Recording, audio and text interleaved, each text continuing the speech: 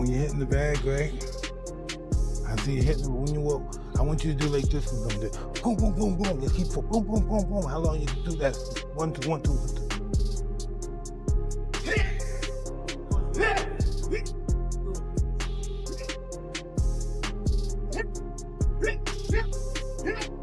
Well, I think when he weighed in for Mike Tyson was 227 pounds. That is, if I'm not mistaken, a 92-pound weight difference. Almost a 100-pound weight difference. It's insane. That is called one thing. That's called being a bully. Gervonta Tank Davis and Mike Tyson recently joined forces for an intense training session ahead of Tank's big fight with Jake Paul.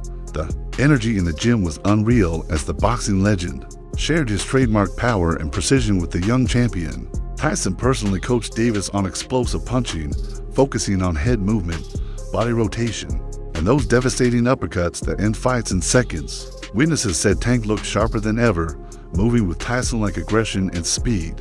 With Iron Mike's guidance, Gervonta seems more dangerous than ever heading into the showdown with Jake Paul. Are there any considerations when you're moving your head, like you're trying to get your head out of the center line? No, well, you want to get out the center, but the objective for him to throw the punch before you can counter. Like if he throws the punch here, you count here, you go to here, and you're still outside. Yeah, absolutely, that makes sense. So you want them to miss, and when they miss, that's your opportunity. Absolutely. Sometimes you can punch while he's punching, you can throw boom at the same time. As he's punching, boom, you go down. Absolutely. It's all about moving after you punch. As soon as you punch, you're gone. Whatever it is, boom, side, whatever it is, you have to go. I love that foot movement. Is that something that Casamado taught you? Yeah, twisting. Twisting. The highly anticipated fight between Jake Paul and Gervonta Davis is set for November 14th at the Casa Center in Miami, Florida. The event was originally planned for Atlanta, but officials from the Georgia Athletic and Entertainment Commission raised concerns about the big weight gap between the two fighters. As a result, the bout was relocated to Miami to ensure everything runs smoothly. Oh my days. Jake Paul versus Tank Davis. Is this real? This can't be real. Because he was talking about fighting Joshua, which is heavyweight. And now he's saying about fighting Tank. Nah, this can't be. It's Netflix as well. I need to go and do some checks and see if like the main pages have posted this, but Jake Paul's posted it. It says Friday, November 14th. It's in Atlanta, State Farm Arena. This is random though. Mike Tyson, who's already shared the ring with Jake Paul, has offered a word of warning as Paul gets ready to face Gervonta Davis. Tyson knows exactly how intense and unpredictable it can be to fight Paul, but he also recognizes the serious danger of going up against someone as explosive and skilled as Davis. While Paul might have the edge of size and youth, Tyson believes Tank's speed, timing, and knockout power make him a major threat no matter the weight difference. His message is clear: Jake Paul could be underestimating just how dangerous Davis really is. I think Gervonta Davis is probably the greatest fighter around now, but he's got a tough fight coming up. You know, he's the top dog, there's no doubt about it. He showed that. But Barrio, he's a pretty good fighter. Last time I saw him fight, he was pretty durable.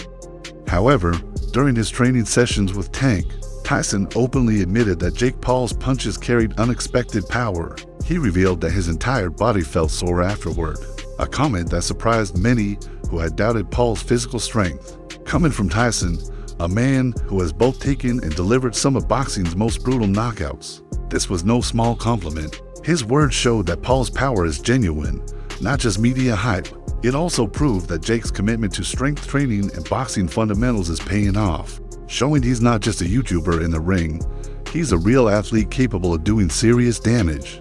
Oh no, I don't remember the fight that much. I kind of blanked out a little. Listen, know what I remember?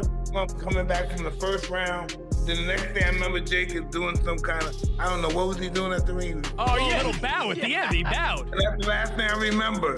You know, but the day after the fight, right after, the day after, I woke up and told my wife, why did I do that? You know, I don't know. I just don't know what the hell goes on. What did you think of Jake's power, man, when you were in there? I don't remember it, but my body was really sore. Yeah, my body, my chest, my stomach and stuff was really sore. Fans and analysts often compare Gervonta Davis to Mike Tyson, pointing to their devastating knockout power, aggressive fighting styles, and larger-than-life personalities. However, those comparisons come with some important differences. Davis competes in a completely different era, weight class, and boxing environment. Tyson's legacy, on the other hand, was built during a ferocious prime that still stands as one of the most dominant periods in heavyweight history. I mean, I have to ask you, would you ever remake your famous video game? Bring it to the next generation consoles, my friend? Hey, I'm just happy to be alive. Thank What you. about, I mean, what do you think about people comparing Tank Davis to you? I mean, what do you think about that? Tank's a great fighter. You think he's a great fighter? But what do they think? What do you think about them comparing him to you? I mean, you're a legend, my friend. Well, he'll be one too if he keeps fighting. Oh, okay. All right, well, thank you. Okay. On the other hand, Davis has often pushed back against being called a younger version of Mike Tyson. In interviews, he's made it clear that their styles are very different. Davis describes himself as a box puncher, someone who blends strategy with power, while Tyson, he says, was more of a pure brawler who depended on relentless aggression and intimidation to break his opponents. Asterisk. Do you feel like you're the mini Mike Tyson? Nah, What do you call your style? I don't know. I think I'm a boxer puncher. What was Mike Tyson? He was a brawler. Brawl means more than one person. A brawler, like somebody that's like, So he knocked people out real quick. You knock people out real quick. yeah, but I can knock you out like, So you saying that you can knock him out faster than Mike Tyson, probably, if it was a challenge? no, I'm not saying that. I'm saying like, Mike Tyson got power and skills. I feel as though like I have like the whole pack. I don't know, I'm just, When Tyson was asked about people comparing Gervonta Davis to him, his response was brutally honest. He admitted that there might be a few similarities, but not the ones most fans expect. Tyson reportedly said, maybe just getting in trouble with the law.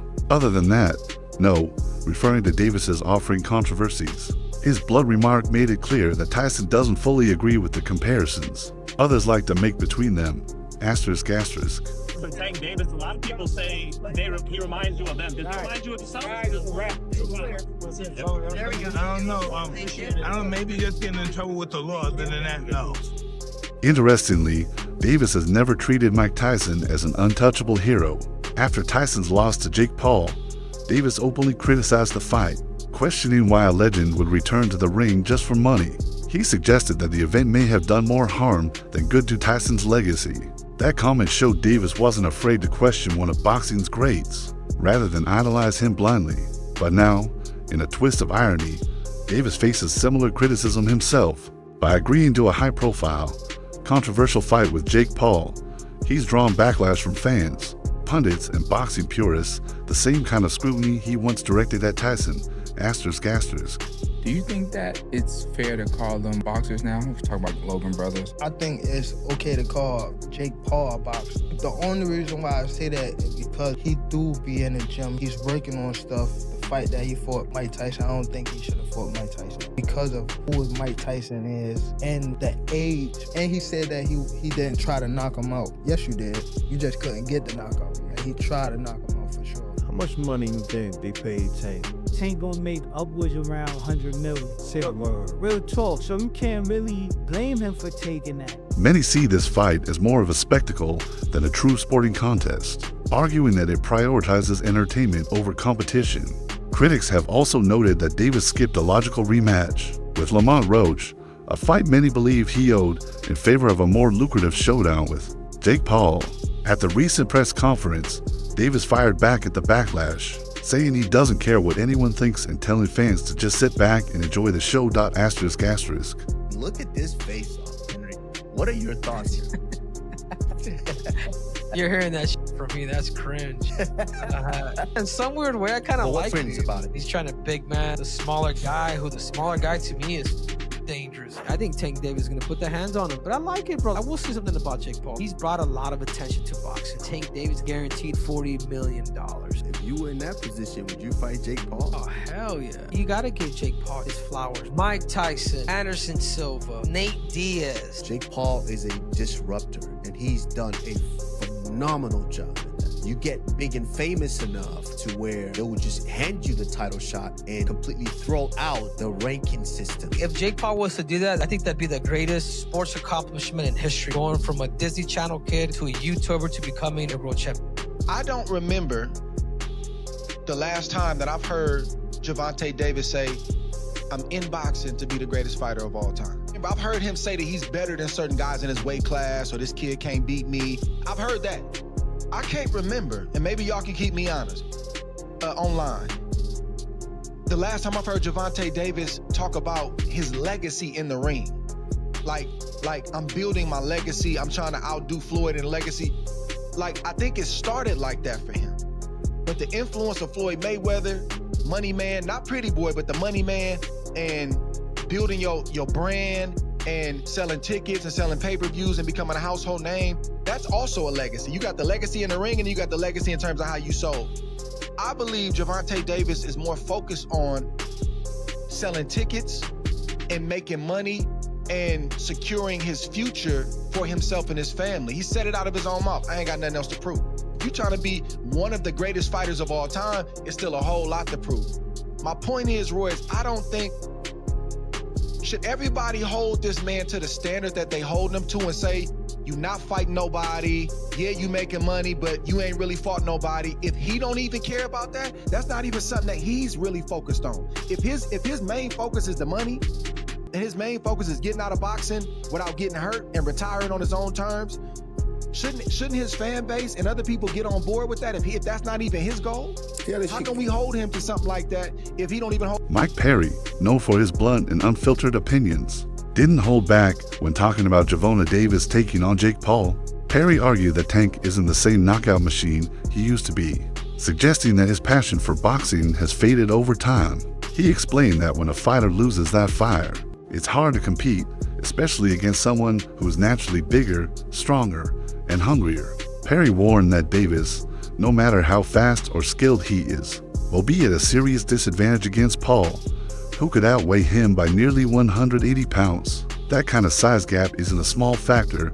It completely changes how hard punches land, how quickly fatigue sets in, and how much punishment a fighter can take. Asterisk. Your buddy Jake just signed on to fight Tank Davis. What do you think of that fight? He's got like 100 pounds on him. Yeah, you know, and they say that there's a large weight discrepancy. Like, me and Jeremy are the same size.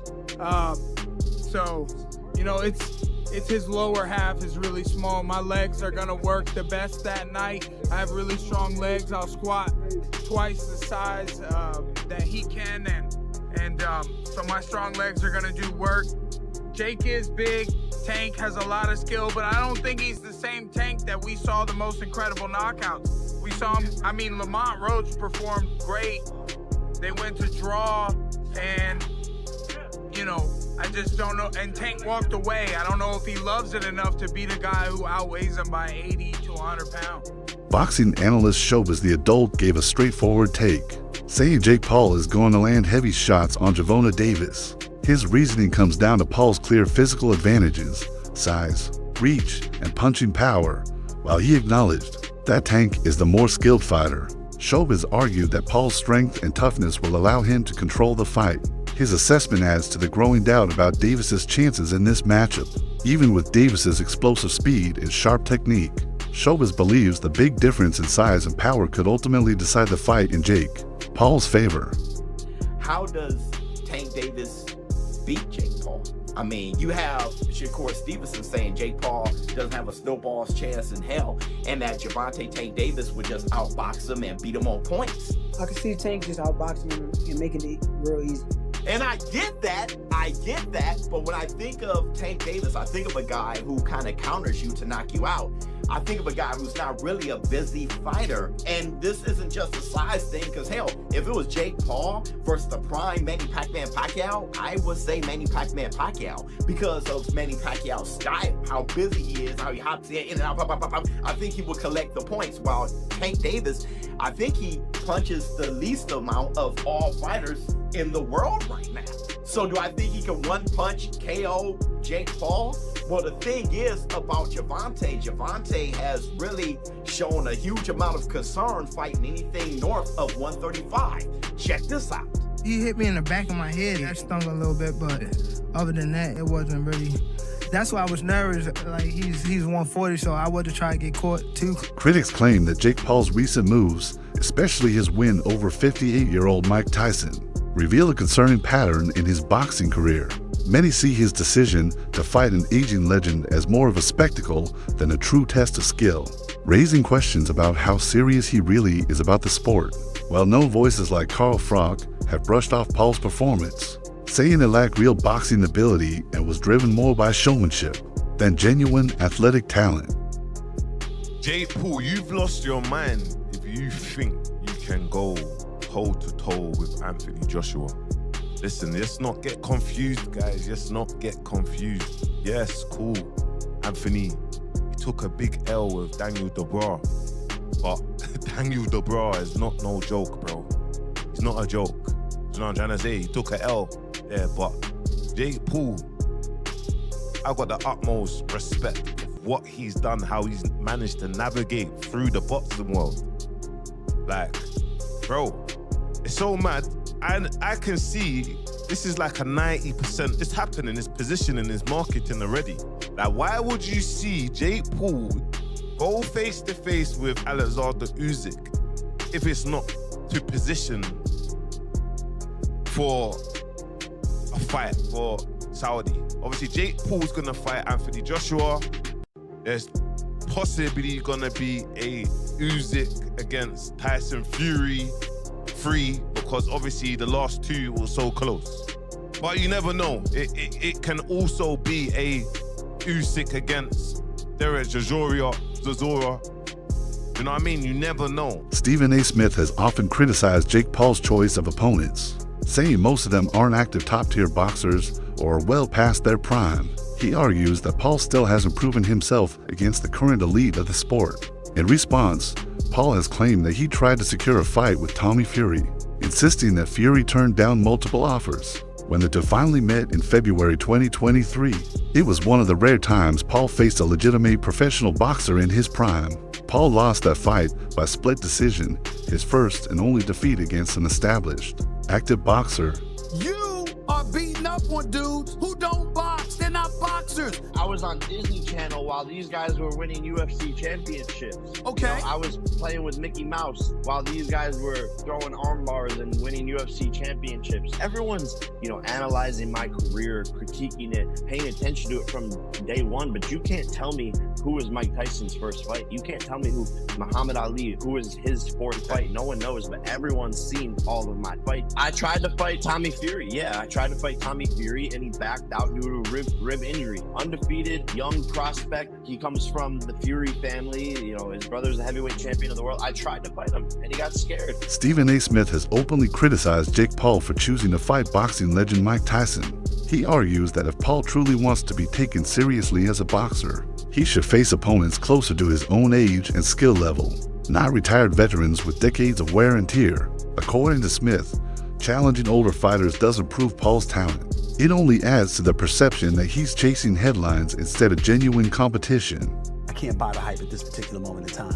Now, I'll give Jake Paul credit for this. At least he's in the ring with a boxer. But 57 years old is 57 years old. And 57 years old and formally walking into a UFC fight as an audience member, as a patron with a cane, it's hard to me believe a year later that you're gonna be in any condition to really, really fight. I hope I'm wrong, but I don't know. And if you're Jake Paul, here's what I wanna say to you.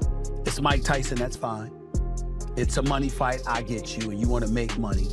But at some point in time, if you keep telling us that you're taking boxing seriously and you want to be recognized as a big-time boxer / fighter, you're gonna have to fight somebody closer to your age, who is a contender at the very least in the sport and who lives with it every single day. Could you please get in the ring with somebody? Pretty please with sugar on top. I'm interested. What did you think about the fight, Jake Paul? I hate it. And Jake Paul's starting to piss me off. Mike Tyson is 57 years old, man. Jake Paul been training with professional boxing trainers for years. He takes the sport very seriously. Thank you. So let me ask you, that's the question I have, because great kid, great businessman, by the way, amazing. And I know how he does all this, the character and the persona. We keep saying that He's not a. He doesn't want to be a boxer. He's not a boxer. But then Jake Paul is a boxer. Yeah, exactly. That's my point. Exactly. He's a boxer. He can fight. He can fight. I respect it. So go in there against fighters. You should be climbing the ladder towards those other fighters and taking the sport seriously to the point where you're fighting actual boxers. Now he decides to fight a fighter, a real fighter, which is Tyson. But Tyson is 30 years older. Stop this nonsense of going against dudes that either ain't boxing or is 25 years removed from the sport.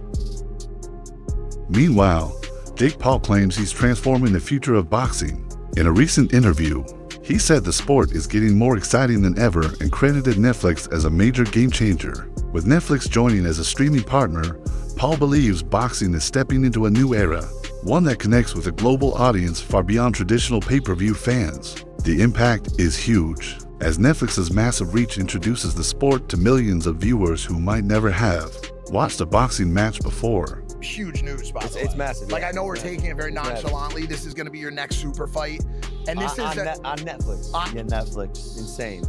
So it's another Netflix fight. November 14th, Netflix. Hey, it's fun. It's funny. Like, actually, you kind of like pioneered this a little bit. The pay-per-view model for combat is dying, it seems, especially now with the Paramount's acquisition of UFC. It seems like free fights may be the way of the future. Piracy is such a big problem. That's what it is. And I thought you did that with one of your fights, where you were going against the piracy. What fight was that? Where I don't know, maybe. No, I mean so there's there was like the TV era of boxing, then there was the pay-per-view era of boxing.